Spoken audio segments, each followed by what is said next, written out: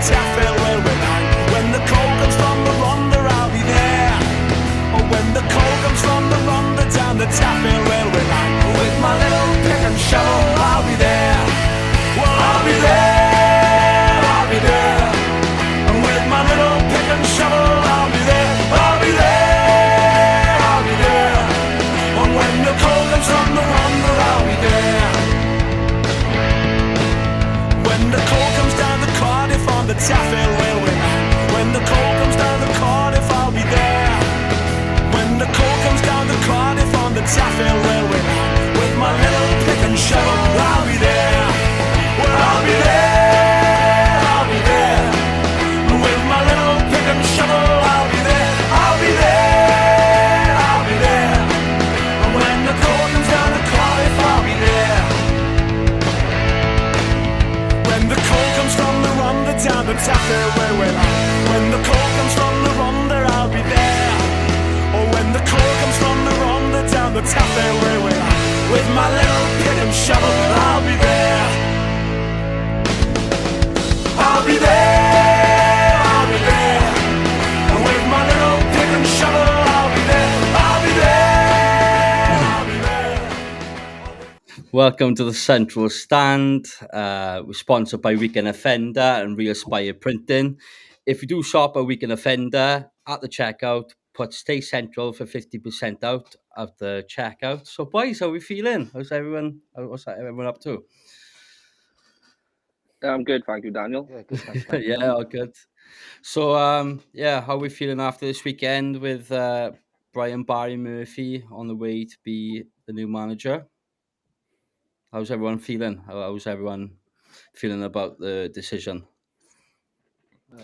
Not excited. Like, you don't get the juices going, don't it? You know, I've never heard of it, to be honest. So all we can do is wait and see, really, in a chance, you know. That's all we can do.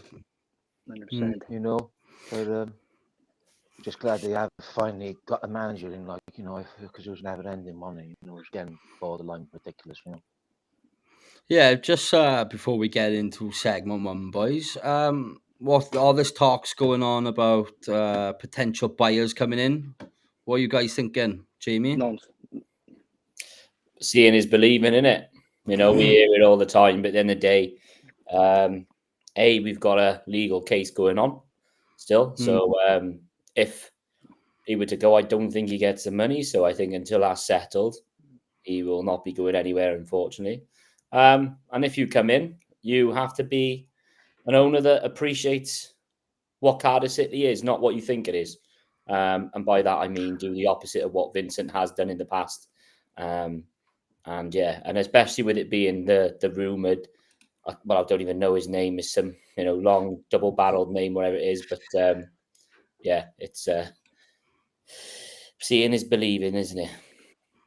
Yeah. For Kyla, what about you, mate? I agree with Jamie. It's every year, isn't it? It's the same rumours. Seeing is believing. Seeing is believing. John, what about you, mate? Yeah, I agree with the other two gentlemen. You know, seeing is believing, and like our friend Lee Heppenstall says, "So I see it on Sky News, John, breaking news, and then I'll believe it." You know. But, just really sorts his Salah case out. He ain't going anywhere, I don't think. Also, I want to thank John. Connor was supposed to be coming on the show tonight, but it was some family things going on. But John, thank you very much for stepping in. I really appreciate you.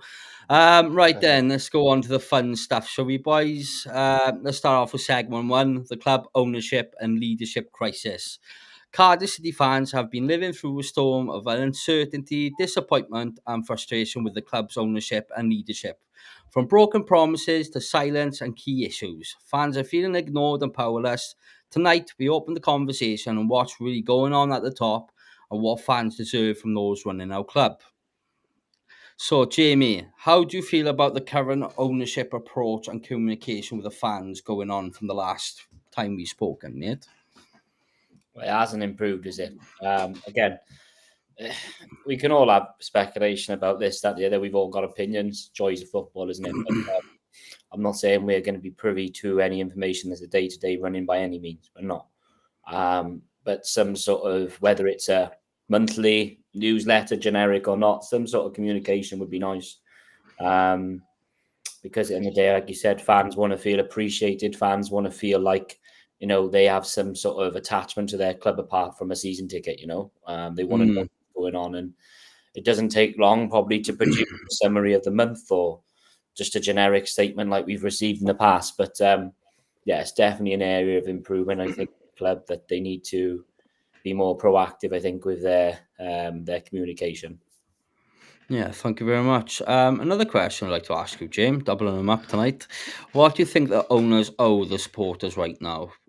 Through everything, all the silent, and then all of a sudden we got the retainment list, all this brand new news. What else do you think that, they owe the supporters right now? What we all think we probably owe is some sort of explanations and whatever, but let's be brutally honest, you're probably not going to get that. I don't think many people got an apology for the things that have happened in the past.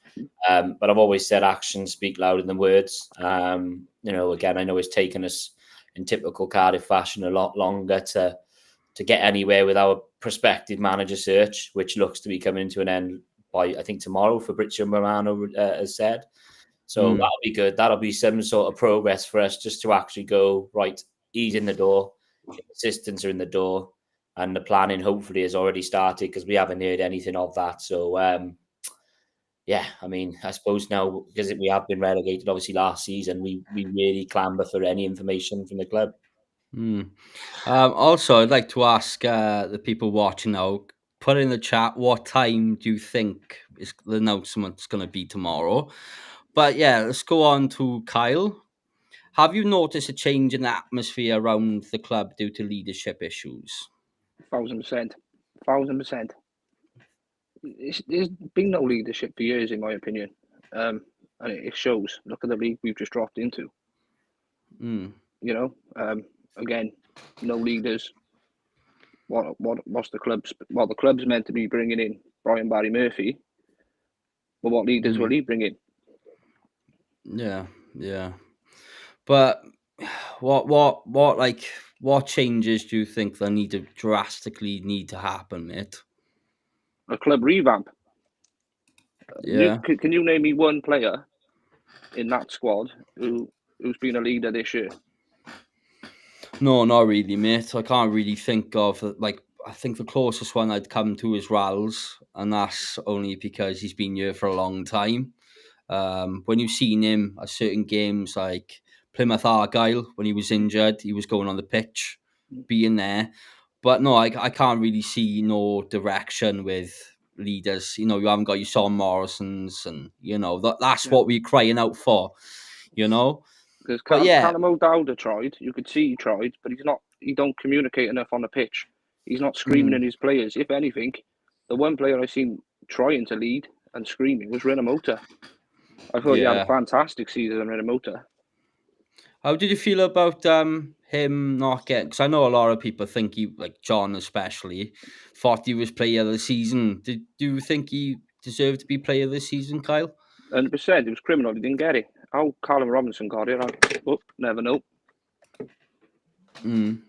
You all right there, mate? You okay? Yeah, it's all good. Technical error again. Yeah, criminal. It's criminal how we didn't get it. Another question I would like to ask you, Kyle. What would you say to the board if you had the chance? What? I'd ask for our identity back. I know it's tried. Jamie knows the FAB has tried over and over and over. But from a fan point of view, I'd be like, right, we need our identity. If you want to go on to shirt sales, like last season's one with just the Bluebird, I think it was like the third highest grossing shirt we've ever sold. I don't know if that's correct. Am I close here, James? Yeah, it was really good seller. Well, and again, why? Because you had a simple Bluebird back on the shirt. Yeah, that shirt showed a little bit of our identity. I think if you can't really call yourself a businessman if you're not going to revert back to where the money is. That shirt for me, that's how it should have been. I would have been asking for our identity back. you know, and putting it into points of like, well, look at your shirt sales, for instance. You know, selling it to them, where you shouldn't have to sell your identity to someone, you know. But I'd be trying to sell our identity back to the club. You forget what I'm saying? Yeah, I get what you're saying. But what would you like to see? What about about the identity would you like to bring back, Kyle? Is it like bringing back the yellow or changing the seats in the stadium? I know you spoke to me before we went live, and I seen a post about someone saying about he needs to understand identity, but you said something about tan. We've got to remember, Daniel, I've got a mind like a sieve. I can't remember now. It's fine. Don't worry about it. Right, going on to the legendary Mr. Jonathan Wilkins. How important is transparency and honesty from the club's leadership in times like this? Oh, very, very important. Like I've said before, Dan, if I had 5 minutes with the board, like I'd say, you know, show a bit of respect to the fans, like show a bit of compassion, show a bit of decorum, you know. But it's been none of that, and that's what's hurt me the most, you know. Like when I think it was Jordan put in the comments on it, like, you know, they're quick enough to advertise season tickets are on sale, or the away tickets are on sale. They're quick enough to do all that, aren't they? But what they've done, the club, it's like with the supporters. You got the supporters trust and the FAB, the FAB board in it. Instead of having one supporters group and everybody singing from the same hymn sheet and telling the club this is what should be happening, blah blah blah. Divide and conquer. That's why they've done the club, innit? So they got everyone squabbling. When you got everyone squabbling down the bottom, you're leaving them alone at the top, isn't you? Very clever. Yeah. You know, I've always said this from day one. I want everyone singing from the same hymn sheet, from the toilet lady up to the powers that be. But it's not like that, innit? You know, and the atmosphere is soulless down there, you know. And as I said before, away teams look forward to coming down here. That's how much you think of the fans. They take the badge back off us now. They've reverted to the other badge. You know, to me, it's no respect at all whatsoever towards fans. And how these people are multi-millionaires, billionaires, whatever, it beggars belief, like, you know. They're not learning from past mistakes. That's the issue. Exactly, Kai. They're not learning. They're not learning at all. And they're not listening. That's what I'm on about, respect. There's no respect, as far as I'm concerned. And it needs a major clear out. It wants ripping up and starting again, that club. A bit like this country, ripping up and starting again. 100%. But like, what was Dalman's? What did he say? They were going to rip up and start again, right? Why rip up what you and Tan have done to the club? Yeah, rip and get fans in, like John have said on previous podcasts. Sit down, get a few supporters, go to the pub, whatever, bring them into the ground, and speak to the supporters and ask what the supporters want, not go with what you want. Yeah, you know, exactly. they're treating us like, you know, I get with customers. Yeah, we are customers, but if you want more customers coming in through your turnstiles, speak to the supporters. And to work around way to do it. Yeah, absolutely, kind. To work around the communities more as well, with the junior schools and high schools and stuff like that. You know, try and sell the dream about Cardiff City, you know, to the youngsters and all that. You know, get everyone in. Like those two Magnums done with Wrexham, innit? You know, when they're going down the pubs with the fans, like blah blah blah, got all the community together. That's what they gotta do. I just don't get it. Those people were listening to the fans, though. You know, they were sitting, like you said, they were sitting in the pub having a few beds, and they were listening to what they wanted. Yeah. And look where they are now, and look where we are. Goes to show, Exactly. listening to the supporters gets your club very, very far. It's like they wanted to get relegated last year. They were hell bent on getting relegated. That's the feeling I got. They did all they could to get relegated. So not right about it all last year. It makes me wonder, is he testing the theory we all said years ago, where we said we'd rather be blue in League Two? Yeah. Yeah, good point. Yeah, could be. Yeah, John, another question. What can fans expect from the ownership going forward? Not a lot. I don't know what to say, Dan. With this current regime, I'm not expecting anything. It's going to be same old. You know, the two statements they brought out very, very similar to the one last year and the year before that, with just a few different words. You know, that was all done half-hearted, as far as I was concerned. You know, again, no respect. Respect goes a long way. You know, if you're in a business, the customer's always right, isn't it? Do you know what I mean? You always Yeah, look after your and customers by communication, by talking. You know. I think you got one who's like half a daily flogging cars in London, innit? You got one in Monaco, innit? And you got the other one in Malaysia. I couldn't tell you what opens at the stadium in the morning. You need football people at the club. That's what you need. Football. And they still haven't addressed the director of football. It's going to be the same old, same old. You find repeating yourself all the time. Do you know what I mean, gents? And about your opinions and how you repeat yourself over and over again. You know. Well, what I can't work out is how is he approved? Is it Kovic you pronounce it? Well, I call them Kovac, yeah. KVK. They're easier to pronounce, like. But Yeah. why is it they're allowed a footballing director and they got a manager in straight away? But then with us, it's taken months to get a manager, and still haven't got one. But no footballing director. I can't work that out. Yeah, so Mark Cox, the definition of madness is doing the same thing again and again, relegated, and there's no accountability at the top. Mark, that's absolutely spot on. So yeah, let's go on to the next one then, boys. Managerial search and strategy, which we know relegation is confirmed. The spotlight is on Cardiff City with Barry Murphy. The club back to stability and success. The strategy behind the appointment is critical, but fans are anxious and impatient. Let's dive into what kind of manager would Barry Murphy be, and what the process should look like. Start with you then, James. What qualities are you hoping with Barry Murphy to be with becoming the Cardiff City manager, mate? Front foot football, high tempo, more modern as such. I think at times last year and probably years gone by, we've looked like we're stuck in the mud at times, especially when there's a throw in and you see players standing around. Again, it is if buts, maybes, but it seems to be that teams can easily pass and move, whereas we just sort of stay static and we're quite rigid in our approach. So hopefully that'll change.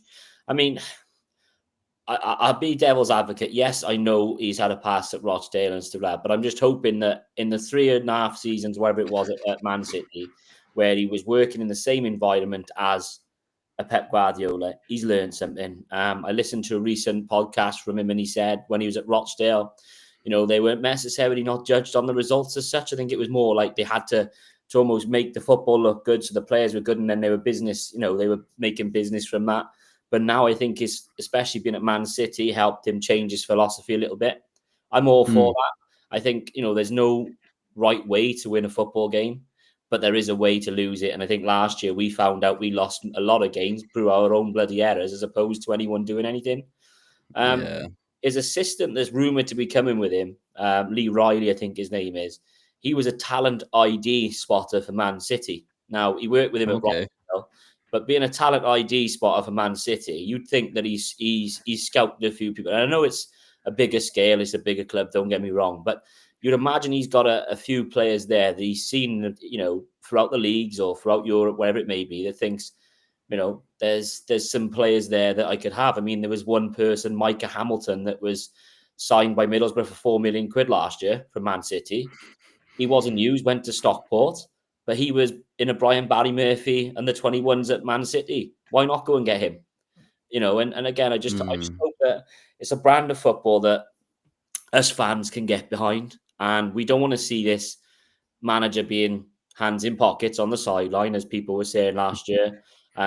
We want to see blood and thunder from everybody. And for me, that's what Cardiff City is about, is hard working and passion. And I think at times the passion has gone from our club because it's probably been drained from us, and it's been very, very testing over the last few seasons.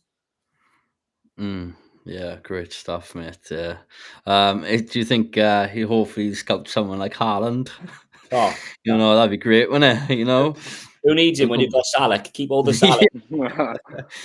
Yeah, I think with the retained list, I think we were all terrified to see. But mate, I'm pretty surprised on the players that we have kept. A few I feel like should have gone. I'm not gonna name and shame. But no, boys, I think I'm feeling a bit hopeful. I'm hoping. I don't know. I hope the players take well to the manager. That's what I'm hoping for. Well, Alex Robertson played under him at Man City. Oh, is it? I didn't know that. Yeah. So, you'd hope that with Alex Robertson on his day, again, last year we've probably seen bits and, drips and drabs of it, but he had moments of quality. So hopefully we see him, already knowing and work with him at Man City 21s, that we can get the best of Alex Robertson, because he's going to be key. If we keep hold of him, he will be very, very important in the way we play. Because, like I said, transition it was very, very slow last year. We would pass 6 times, we'd pass around the box 6 times, and teams would get back, wouldn't they? They'd be back set in their blocks by the time we've got to the halfway line. So this year, again, I will say this. I think if it goes very, let's say, a jittery start, I think there will be a lot of criticism, and that's natural because we're going to be, one of the bigger teams next year in the league, and we're going to be there to get shot at. And I think teams will do their best to kick 10 bells out of us, to slow games down, and to do the dark arts of football. Yeah, Where everyone's a big away day, ain't we? Yeah. Yeah, like I've seen on many posts, like I don't know why with the Central Stand Facebook page, but like you always see other Facebook pages from League One, and you see, what team you're looking forward to next season, and every other comment is either Plymouth Argyle, Cardiff City, or Luton, and you just think, God, they're gonna turn up because, like we said, boys, like Fratton Park with Plymouth, they make those grounds as their own. You gotta think they're gonna bring how many down here. And it's like they're going to make it, they're going to enjoy because it's a new day out, But I've seen a comment here, 2 months on since there was a sacking and going down the cheap option again. We're about to hire Leicester City assistant manager. Tan just does not learn. He's just a dinosaur in this club. What do you think about that, boys? You've got to give him a chance. But, yeah. He deserves a chance, Yeah, of course. Like Jamie said, he's been under Man City for a while now. He could have learned from past mistakes. He's still young, so give him a chance. You can't just write someone off because they relegated teams in the past. No one moaned about Rizzo, let's call him. Sorry, when he relegated Leyton Orient. Everyone was. You had a lot of people behind Rizzo. So let's get behind Brian Barry Murphy and see what he can do for us. It's a hard one, isn't it? Because we're all apprehensive no matter what, because ultimately I think it's the position we're in. It's a damning indictment of the club in general. The fact that anybody or anything that goes on in the club will be, sort of overanalyzed because of the position we're in. If, like you said, it goes back to the general running, I think, of the club. If things were maybe more communicated to the fans and we all had this identity and this knowledge of where we were going as a club and we could understand that and all the decisions aligned, I think we get on board with it very easily. But when we've had a past of going from, the old dinosaur style manager, then to get in a under 21s promote, manager, it contradicts. Each appointment has contradicted the other. And I think there's been no follow on or succession plan that will almost sort of go hand in hand. And again, when Omar Rizza played well or his team played well, we played well. But when we played poor, we certainly knew about it. And again, that's because probably we didn't do the dark arts of the game. We were too nice, I think, at times. And again, there's going to be a fine line between playing attractive football next year, but also playing yourself into trouble. And I think we've got to be mindful of that actually we all start on 0 points. Doesn't matter if you've got one of the better teams in the league or the biggest budgets, you all start on the same points. And, at the end of the day, there will be some surprises because who would have thought, at the end of the season, Charlton would have got promoted, considering after like 6 games, we're in the bottom 3.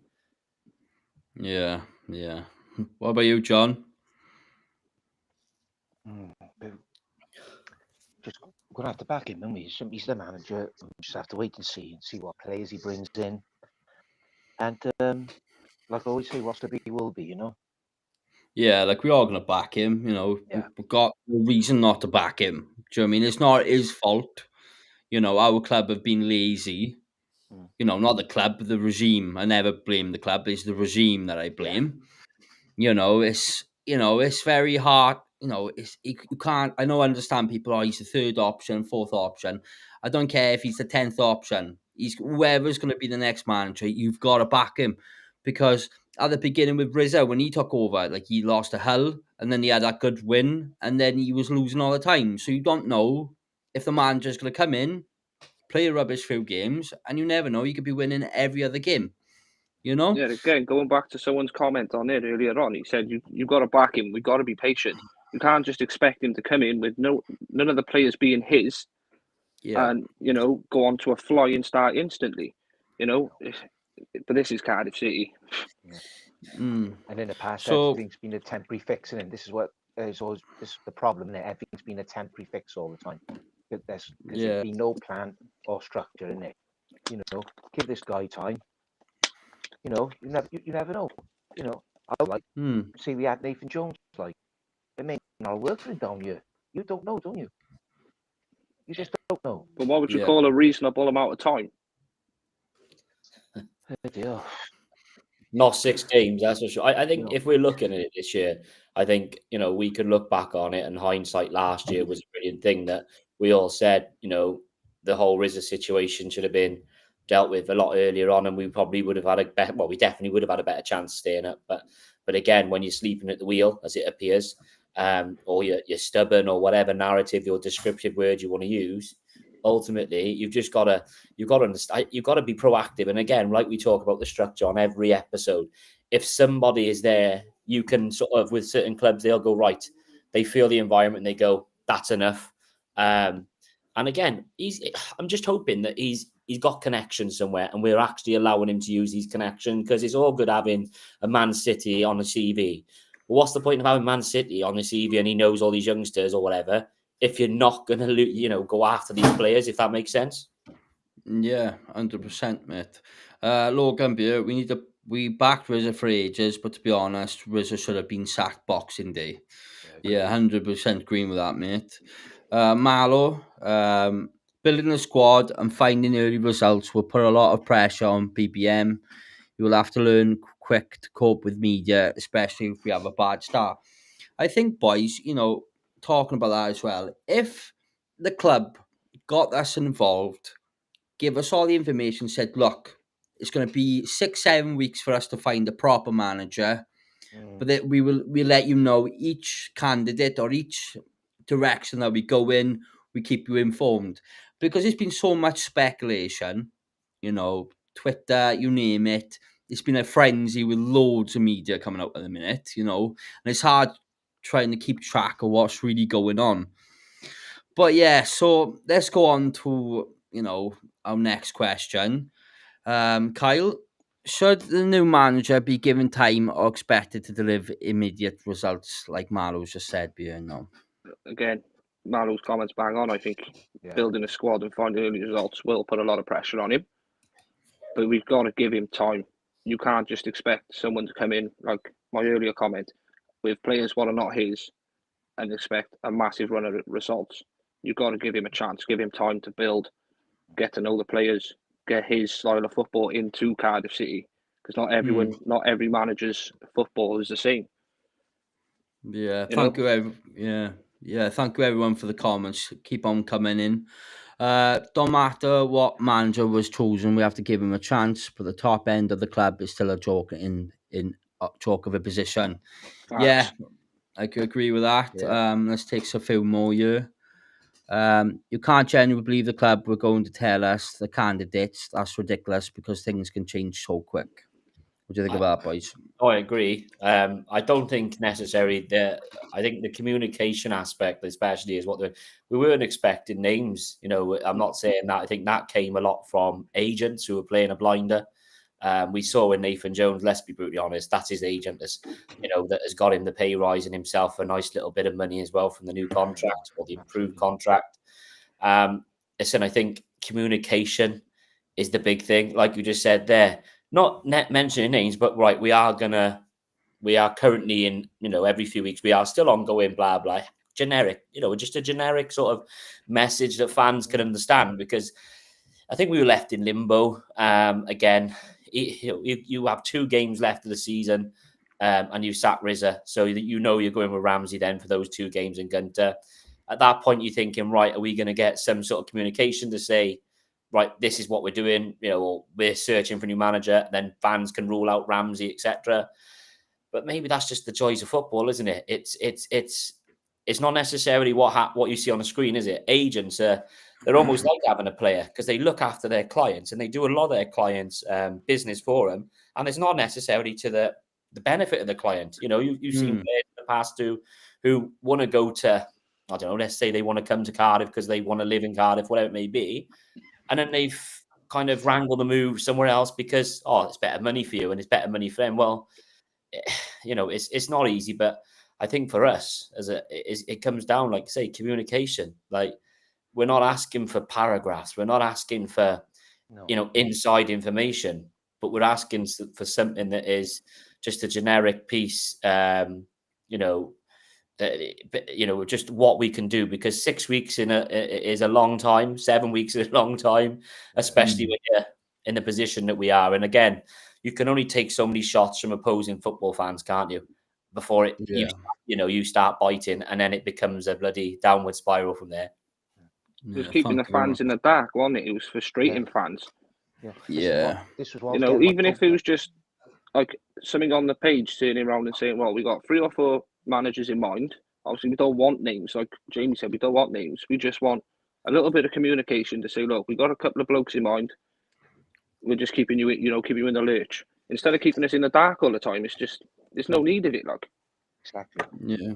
I think that the hard thing there is naturally when you have speculation, and speculation is what journalists, they love spreading it, don't they, and agents, because it gets their traction of their clients. If their clients are like in Nathan Jones's kind of thing, if they can get something that is better for them financially, especially, they're going to do it. And I suppose that's what they're paid for, to do. That's their profession. But it then creates a narrative, doesn't it? It makes a comparison between like the rumoured last five managers. And then you see fans naturally going, well, I prefer Nathan Jones. And then you'll have an argument for someone else. And that's the joys of football, but it can also work the other way. It can also turn quite personal then if someone doesn't agree with your opinion. And then, like, let's say Barry Murphy was our number one choice. Someone's going to say, well, hang on, why is he a number one choice? And then, again, his record isn't fantastic. We know that. But like we said earlier on, is hopefully he's learned from his misdoings at Rochdale. He's been in a massive club that is Man City in their own right, and it's a big, big winning environment. But now it's going to be a different kettle of fish down here with let's say a dysfunctional environment to work in. Because let's be honest, Man City have got probably 10 staff for every role. Yeah. We haven't got that luxury. So, you're going to have to learn on the job every single day. And hopefully we are going away from righting the wrongs of last year and the seasons gone by. John, I was like to ask you a question here. Logan have just asked you. We need the young lads to learn, but with experience that could help them learn. This is a season for Kapaka and Lawler to break through. What do you think about that, John? Oh, absolutely.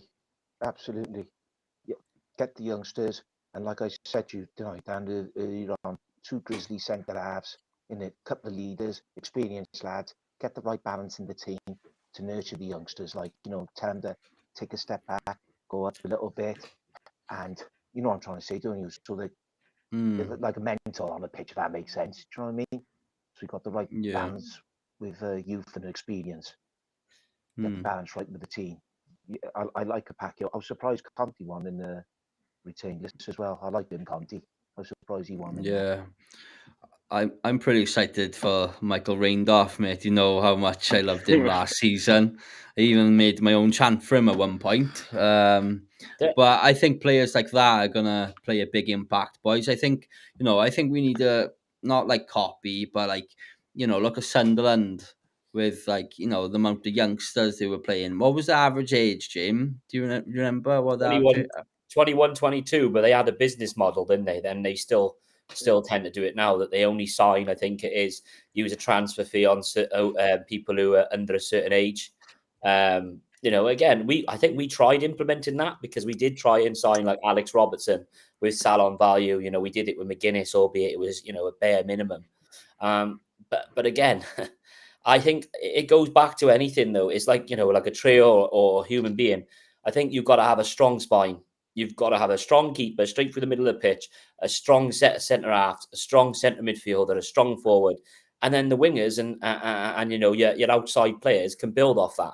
If you're weak and you've got a weak underbelly and down the middle of the park, you're just going to be ripped in half, and there's no point. So, like John said, there is like any recipe, you've got to have the right amount of people in there. You can't play 11 youngsters. I know they give their all, and we'd appreciate that, but you sign yourself up for something that's very, very underwhelming, so to say. I think you get what you sow, so to say. But I said there's still a lot of players who are on our books, and you haven't heard anything yet with regards to like outgoings in terms of transfers. So that is possibly a positive, that we haven't, as of yet, lost any players through a transfer fee and stuff. And I know it's early on in the transfer window, don't get me wrong, but if we can retain, and I mean that by when the window shuts, and add a few more players, I think we'll be okay. Thank you very much, Jim. Kyle, I was about to ask this question, but I've just seen this here, Logan. Lads, who would you build a squad around? For me, it's Salak, O'Dowd, and Capaccio or Lawler. Who would you build this current team around, Kyle? Joel Caldwell. Yeah. Joel Caldwell, straight away. I'd get rid of Ruben. I just don't think he's done enough for me at all. So I'd build around Joel. I'd obviously keep Selic, Capaccio, and Lawler. O'Dowd, he has worked his socks off for us, but I don't think he's going to be physical or strong enough for League One. I really don't. And that is my opinion, but I don't think he will be. League One is just different gravy. Yeah. Do you think it's going to be players who like to do the fancy footwork or try to do the fancy footwork? Do you think they're going to have a real reality check in League One now? A lot of these players, one name what stands out for me who's going to have a reality check if he stays is Callum Robinson. How do you think? He prefers his hair over his football. You put him into League One, he's going to get fast round. Yeah, mate. And I think that's what he needs. I think a couple of games in League One for him might wake him up a little bit. Yeah, but how do you boys feel like about Aaron Ramsey departure? How are you all feeling about that? There's been a lot of speculation going about that he was handed everything and, well, he just didn't want it, or you don't know what to believe, really. But what's your boys' take on the whole Aaron Ramsey situation, boys? I'll start with you first, John. Yeah, see, again, the board again, you see. All we're hearing is rumours all the time. If the board give us a monthly report, say, for argument's sake, once a month, we want to know the ins and outs of a dog's backside. But just with respect, a little bit of honesty in it, and tell us what is going on, then you won't have all these bloody rumours and speculations and everybody bickering with each other then, innit, and stuff like that. But with regards to Ramsey, he's left a bit of a bad taste in my mouth, to be totally honest. The guy's already a multi-millionaire, and he claims he loves Cardiff City and all that, blah, blah, blah. There they are. He's well off and all that. And if you look at it, he's either retired, because his body's breaking down all the time, retired, and concentrate on managing Cardiff City. It's as simple as. Yeah, boys, who will go first? I don't really know what to say about Ramsey. He come through our. Can you really call him a club legend? Really? Like 20 games in 2 years. Flipping hell. I don't even think it was that, John. I think I seen the stats the other day. It was something like 14 games. I think someone in the comments will correct me, but can you really call him a club legend? Really? He come through our academy. He come back on loan for a season, didn't he? Or was it half a season, if I remember rightly? And then come back for 2 years. I wouldn't really call him a club legend. He's just a Cardiff supporter, a professional football player who supports Cardiff. I love Ramsey as much as the next person, but I wouldn't say he's, a Rolls or a Bamba, a club legend, But that's my opinion. Jamie? No, I think. Listen, I don't. I don't share the narrative, maybe that, or the opinion that he doesn't love the club. I do believe he does. I think possibly in the past you've seen maybe our players who've given time and efforts to the club not be appreciated as much as maybe they should be. Listen, I think it probably does come down to finances.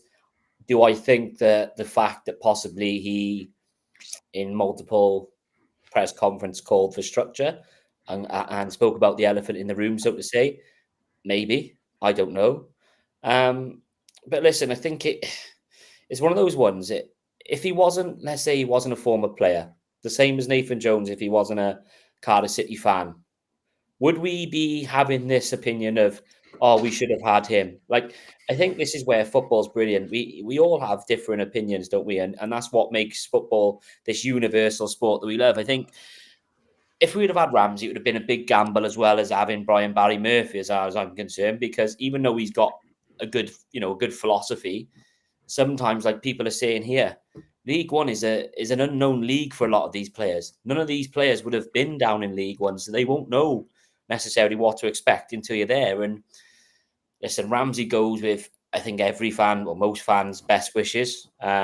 It's never easy to admit, probably, or to say that his legs are on their last leg, so to say.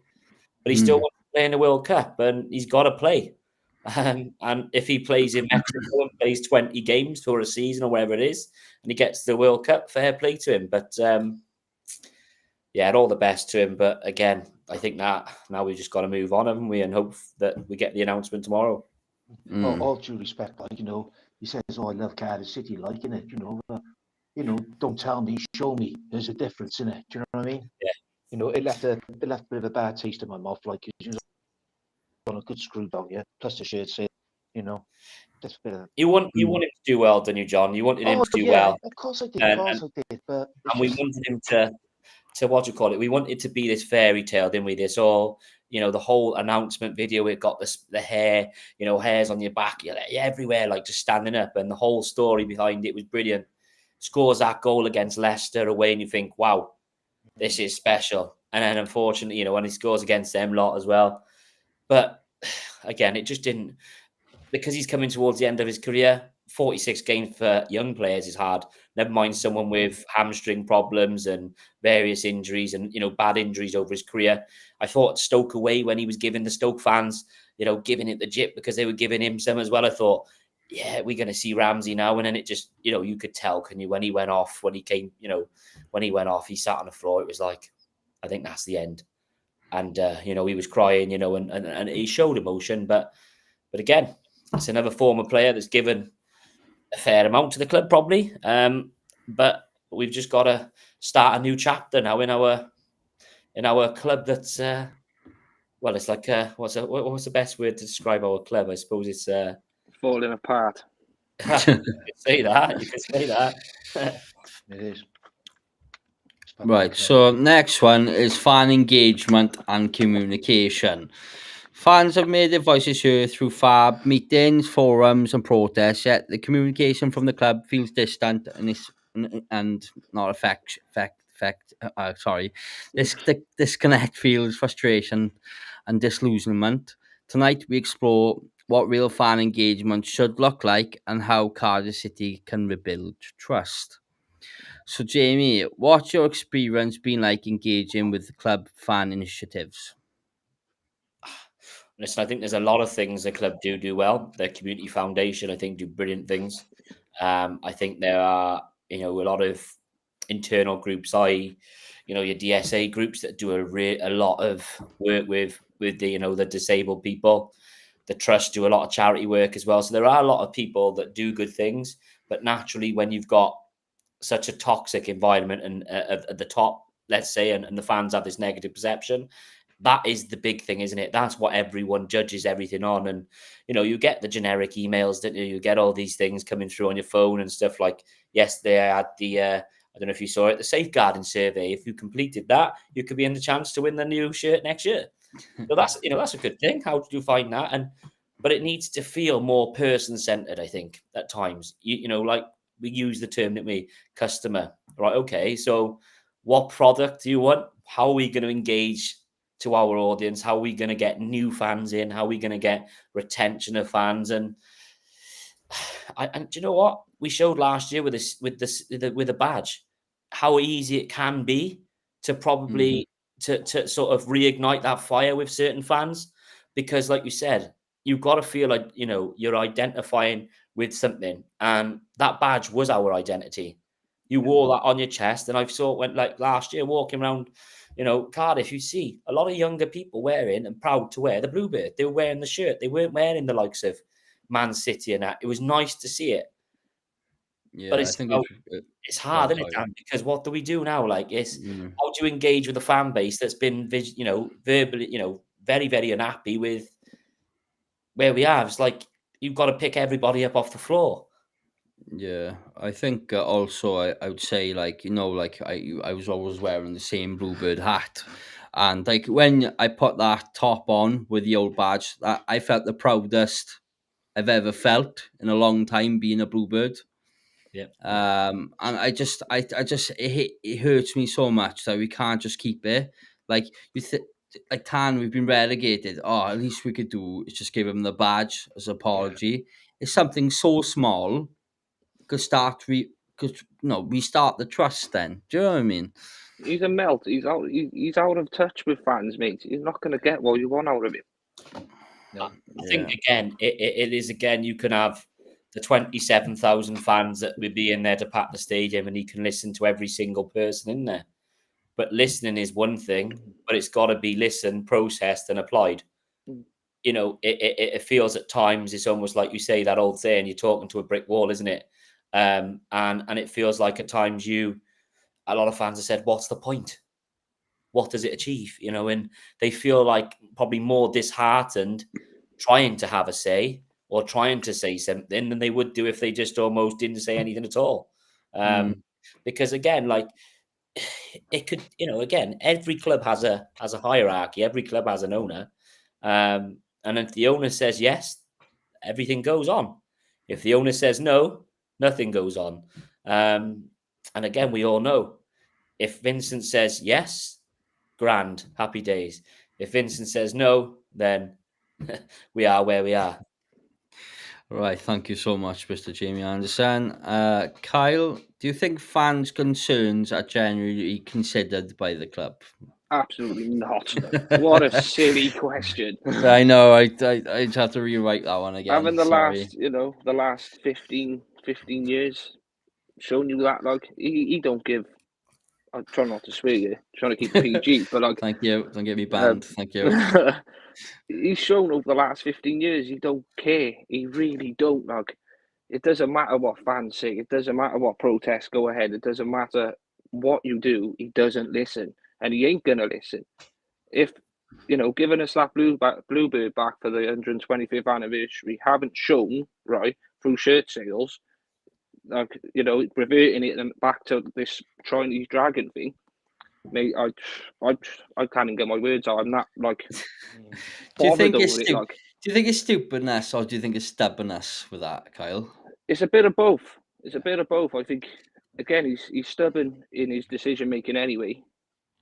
But it's just the stupidness of it. He's just, you've got your customer or fan base, supporters, whatever he wants to call us, right? Screaming at you, right?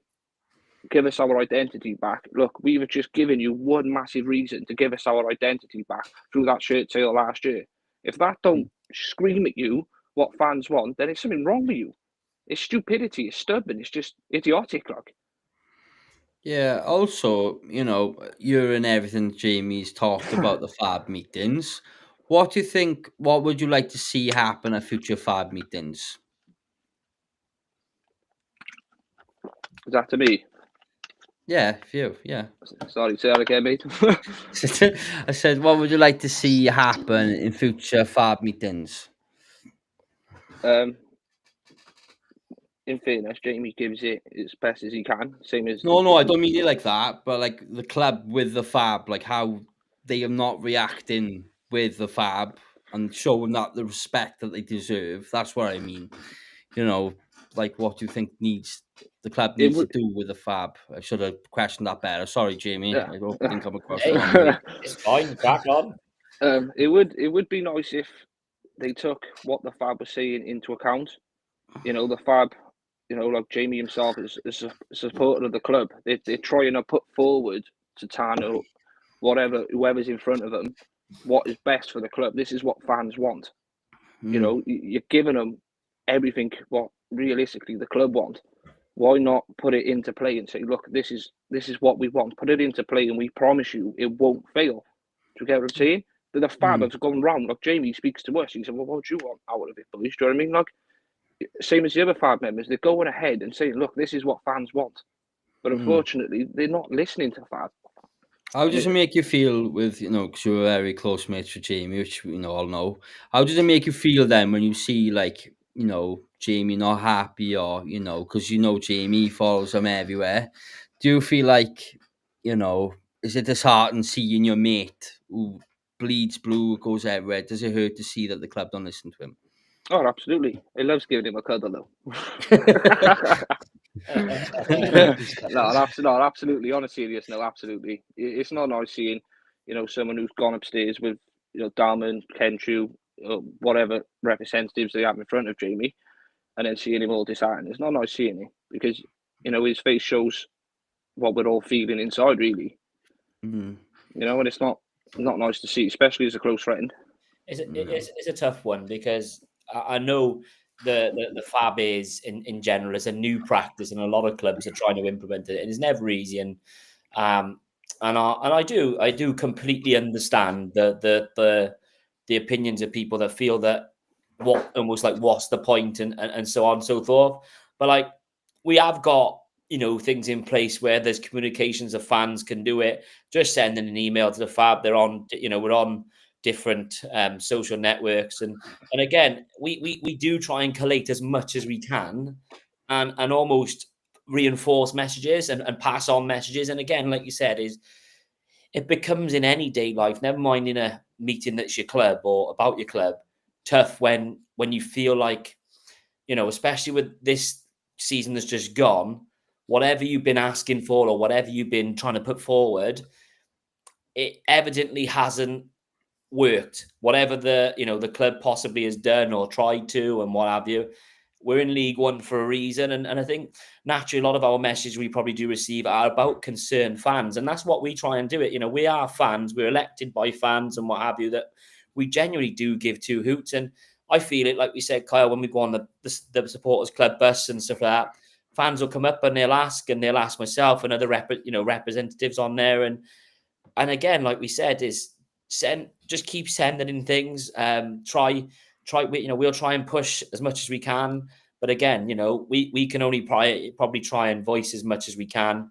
Me, I can talk from here to Preston and back.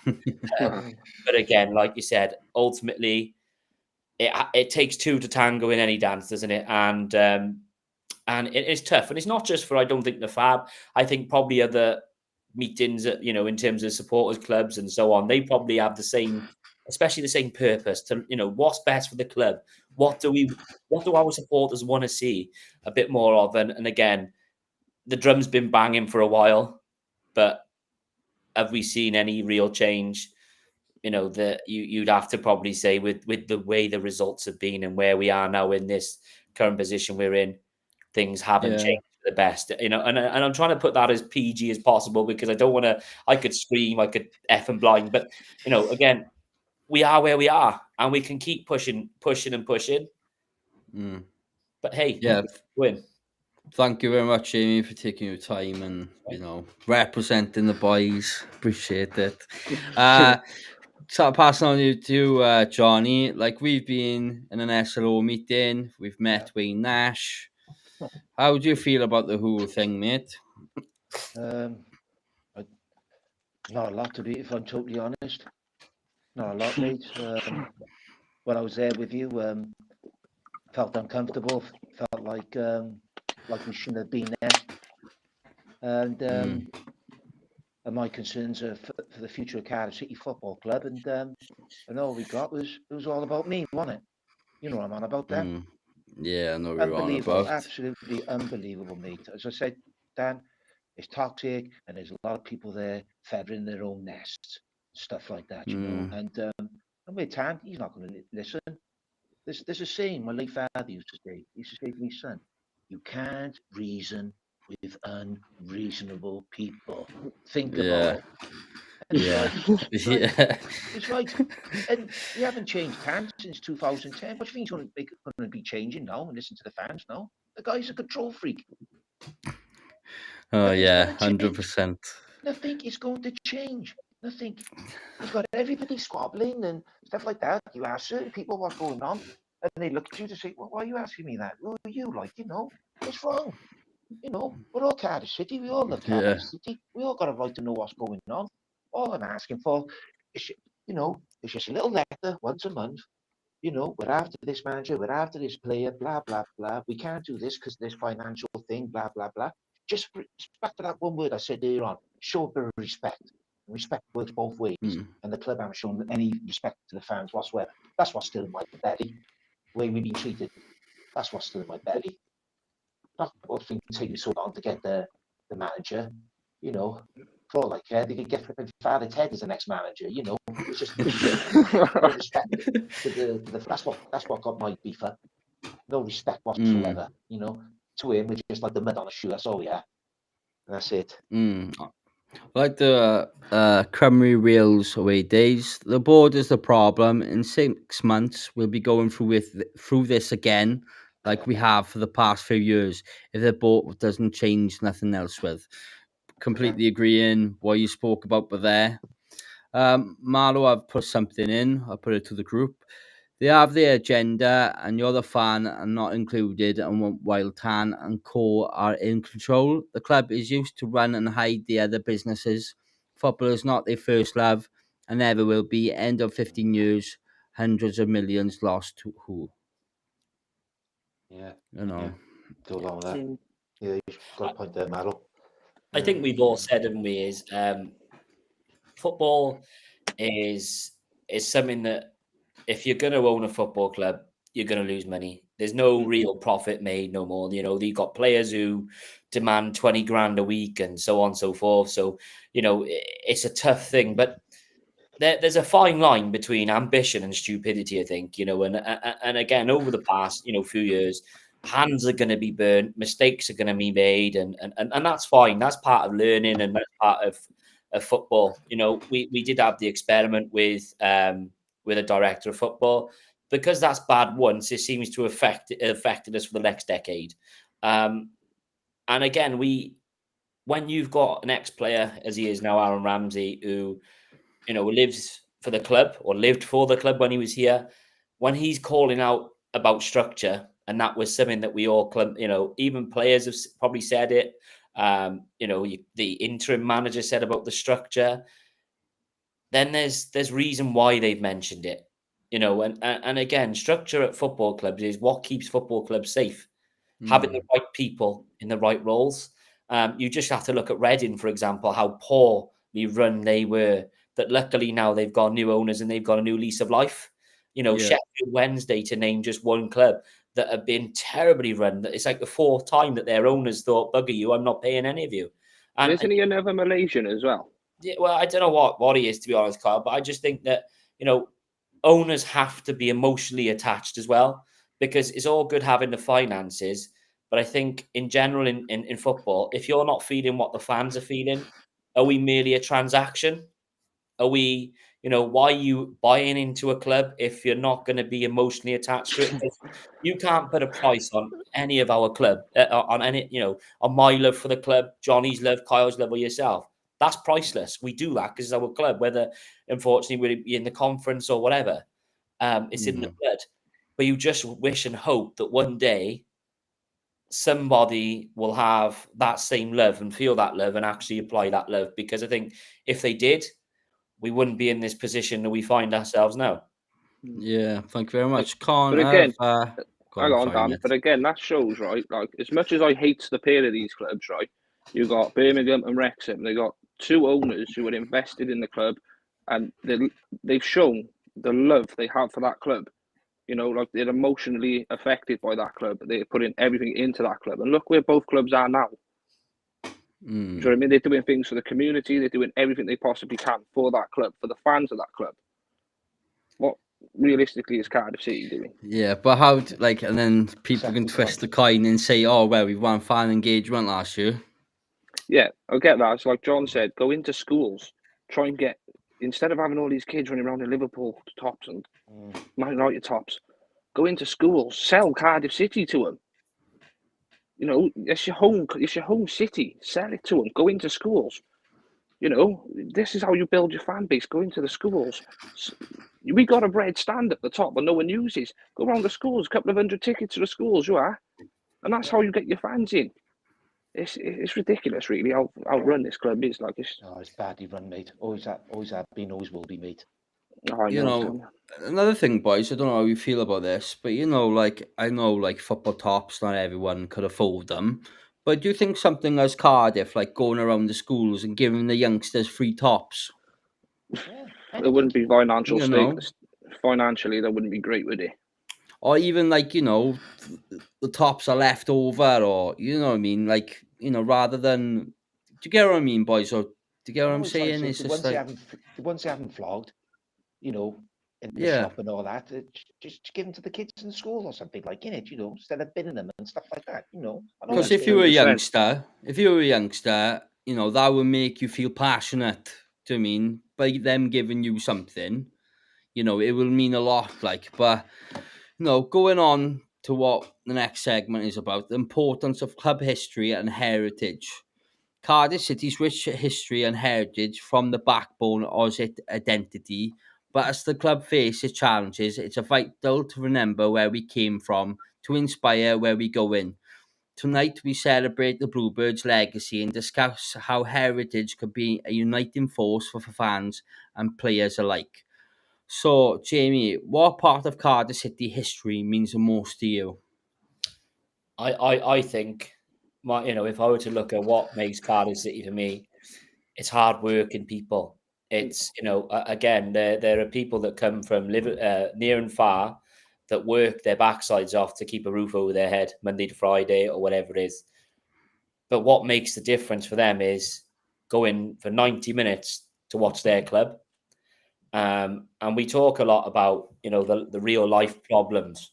Real life problems go away for 95 minutes when you're with fellow supporters and you're heading, you're kicking and screaming. And that for me is what football's about. It's a community. And like we said earlier on, it doesn't matter if you've been to one game, because I think when you've been into Cardiff City, one game, whether that's home or away, you get the bug for it. And it's very infectious being a Cardiff City fan, in my opinion, because it's passion. It's not get your clappers and start clapping or whatever. It really is passion. You're wanting players to go through another player. You want to see sort of heading and kicking and great things. And that for me is Cardiff City. Passion, hard work, effort, and pride. Pride in the shirt, pride of who you support and where you're from, because I think they're qualities that don't cost you a penny, but they define for me what I would say is a sort of a model Cardiff fan. Mate, that's great stuff. Like, I think what's also great, I think what I love the moments of our boys being on away days is going into the stadium, the camaraderie, and especially when we've had goals, like we all just literally, John especially, like when the goal goes in, because John goes yeah, and it's straight away, But the other question I would like to ask you, James, how can the club better celebrate its heritage with fans? First and foremost, they need to understand what it is about the club. I think, again, there are good people in the club that know about the club. I'm not going to deny that this is a completely alien club that no one has a clue. I do think there are many, many people there that do it, but promote it. Why not like we said about communication, why not every month put a fact about the city? Because I don't know a lot about the club in terms of the history. Johnny will tell me stories. I think it's bloody brilliant. Johnny's like an encyclopedia. And we'll go up to, Preston, like we said, on a Tuesday night, and Johnny will tell us who scored, what day, and everything about it. That's what I love about the club, is you will learn something different about the history. I had a taste of what Ninian Park was like, and it was brilliant. You can't get a better feeling, in my opinion. But some people might not have experienced that, so you can tell them what it felt like. I think that's what needs to be taught. It's not generic history or whatever, but the legends. Who is Fred Keno? What's that statue out the front? What's that? Who are these people that are draped around the stadium? Who are the people that are on, pictures that are in various concourse? Who is Phil Dwyer? Or who was Phil Dwyer, should I say? God bless his soul. There's a lot of things that we can learn as fans that you go, I didn't know that. And also that I find that can create conversation between people, because you might be sat next to a 95-year-old fan, and all of a sudden you're talking about the 1927. You know what I mean? You talk about things you never think you talk about. I think that's what also is proud, and like when I listen to the stories that Johnny says, I'm just in awe, like just listening, and you kind of try and picture yourself in that moment when you were younger. But I think with the central stand, I think that's why, for me, we picked the Fred Keno statue where we have our interviews before and after, because I've always been brought up on being proud to be Welsh. Remembering the history with the World War One, World War Two. And when I look at that statue, and Johnny will say this, it was a time just after the Welsh game, and we were just about to get on the bus, and the statue was just full of rubbish, and I know a few of us went and tidied it up and removed all the rubbish. And I think what frustrates me, if you knew that was a game on there, a Welsh game on, which shouldn't there be someone making sure to clean up after that? Because if it rated me, I know if it rated you, John, didn't it? Oh, yeah, absolutely. Yeah, no respect, man. Dirty, disgusting. Yeah. It's we gotta remember our history, and the legacy that like I've heard loads, like I've sat with Marlo told me stories about back in the old days, like, and it's just like, wow. I've spoken with Johnny, where I've met different people, and they speak about the different games, or the Real Madrid game, and as a younger fan, with me and Kyle and Jamie, we think, bloody hell, I wish I was there. Do you know, if I could go back in time, that's a game I would love to. And that's what I just love the history. But Kyle, that's the beautiful side of football, though, isn't it? It's like look at our friendship group. We range from all different ages.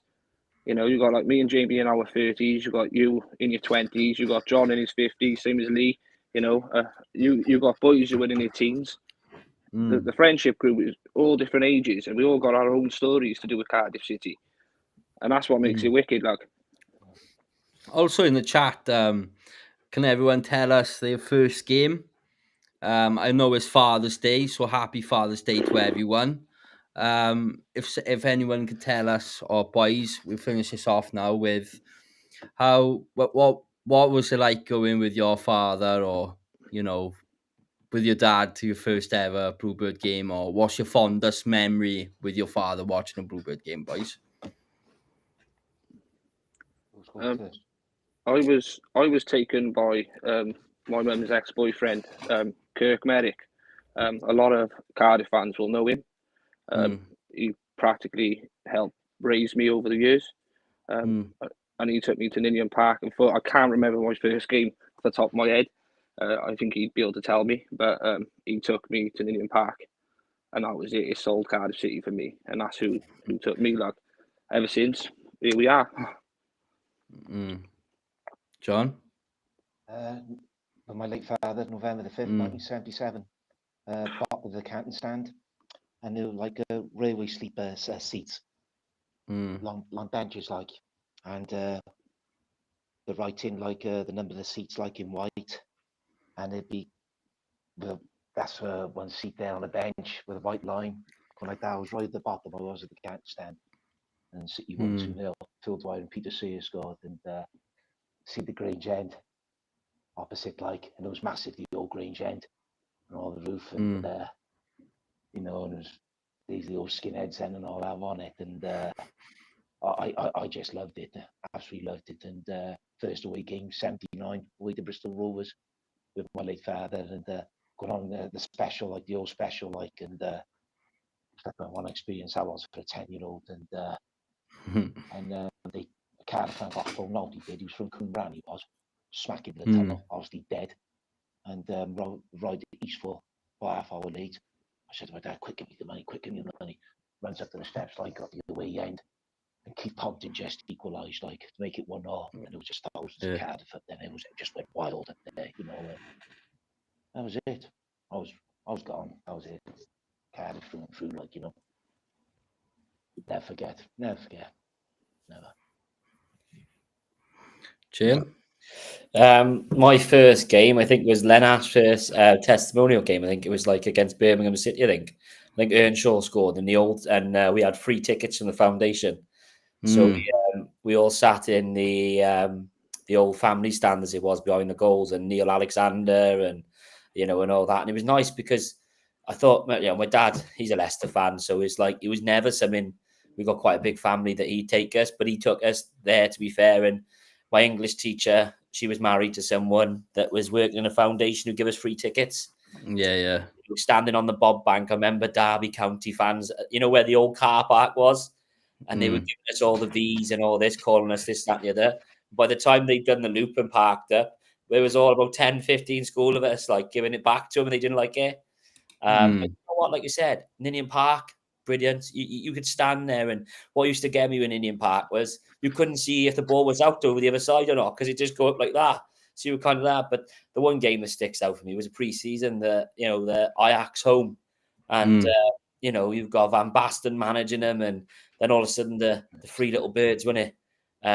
The pyros going off, and I remember they said it's cash on the gate in the Grange end, so we chucked a fiver to him, and everyone was just going through, and it was just rammed. But you know what? You can't beat an old school terrace, can you? Like, the terraces are the ones, I think. It's and the first away game was Stoke in an FA Cup game, where I think my friend found the ticket that someone had dropped. For a fiver, I went, yeah, I'll have it. And I went up there, and what a place. When you first hear about going to Stoke in the winter, you don't take it serious. You think, oh, it's only Stoke. You get up there, you're freezing your nuts off. Absolutely. It's always cold. But yeah, lovely seeing all the comments coming in. Let's start off. My first game was Bristol City at home in the playoffs 2003. Peter Thorne winning us the game 1-0. Was there with my dad, granddad, and my bro, Wes Burns. We've got another one. Rochdale home, 5th of November 1996. God, I was 1 year old then, I was. My father took me to my first match. Mickey Bennett and Jeff, sorry, I can't read properly, but gave us a 2-1 win. Marlow, Fulham away, dad and granddad, 74-75. Mark Cox was 1980, was just 8 Linear Park, got the bug nearly 50 years later. My 21-year-old and my 15-year-old boys are like I was all those years ago. But, that's lovely year in. I'm happy we can take some positivity away from all this, boys. But, Go on, Dan, what was yours? Go on. Being as we're sharing it, go on, you tell us, Mr. Central Stand. What was your first game? To be honest with you, mate, I could sometimes I could tell you what game I first went to, but my father said when I went up in Ninian and I looked at the stadium, he said that I had a tear running down my eye, and then my father said he had to go and get a drink because he was crying. He was crying because how proud he was. But he says to me now, he's sick of it. He's sick of me how much embedded I am with the Cardiff City, because all I go on about every minute of the day is Cardiff City. But it's a big massive part of my life, boys, and But yeah, happy Father's Day to you, boys. I know your dads and all that, and there's nothing better, Dan, right, than when it goes down through the family. The love of the club goes through the family. Oh, mate, I got a 2-year-old, right? And I literally, last year we bought her the pink, top or whatever. This year, when she had the old, Bluebird, mate, I think I cried for her about 5 minutes. But I just can't wait for her to grow up. And, I know I got my son on the way who's born in August, but I really can't wait, to do what you do, Jim. Yeah. Go in with your family, Johnny, do, Kyle as well. But also, we've got 2 more comments, and then we'll wrap it up then, boys, is it? Yeah, and it's a shame the board is not reading these comments, isn't it? This is what I'm saying. Like Marlo said the other day, if they came and watched Cardiff City channel, shout out to Cardiff City World, shout out to all the platforms pushing Cardiff City. Like, if they were watching this and taking an interest into this, Cardiff would be such a better place, like, you know. Not being funny, it's not rocket science, like, in it, you know. If they just read But- all the comments and Yeah, exactly. But look how happy, right? I could It's tell, but terrible, so, mate. sorry, go on. Sorry, mate. Sorry, go on, You John. wait till I see your father. I'll drop you right in it, will you? Jesus. Oh, dear. I think he's watching now, to be honest, Oh, mate. it's So terrible, this. Oh, God. You know, the board are not reading these comments in it and what it means following Cardiff City, and some players and some board members come on the coach with us when we're going to places like Middlesbrough and flipping Carlisle and stuff like that. And what it means, you know, you'd understand a bit more then and show a bit of respect, you know. yeah, I think looking at your faces, boys, and you know, I can see Jamie when I was talking about it. I could just feel, you know, the pride, you know, that's what we need again, you know. And out of all this conversation we've just had and just talking about this one little thing, look how much, you know, it doesn't take much. Just listen to us, just listen to the fans, because you're killing and breaking so many hearts and so many people, you know. And you got to think, boys, right? Fair play to the youngsters who's their first season this year. I spoke to one or two and they said, even though we got relegated, I'm still coming to see them next year. And, you know, to me, that made That's me so massive. proud, you know. And but let's go on. First away game, Bristol City in the Coca-Cola Cup in 1992. Andy Cole scored a hat-trick on loan from Arsenal. They lost 5-1 Lee, age 7, 8th October 1977 versus Luton, was due to be a mascot. Went in the change rooms, but bottled being a mascot. I was too scared to do it, lol. I wish I did it now. Mark Cox, following your club is now a way of life. It's a religion. 100% agree with that. Yeah. Marlo, my two are 25 and 18-year-olds, been going since they were born. You know, so boys, that's Faulty. you know, I appreciate you coming on, boys. Happy Father's Day, boys. I hope you've had a nice day.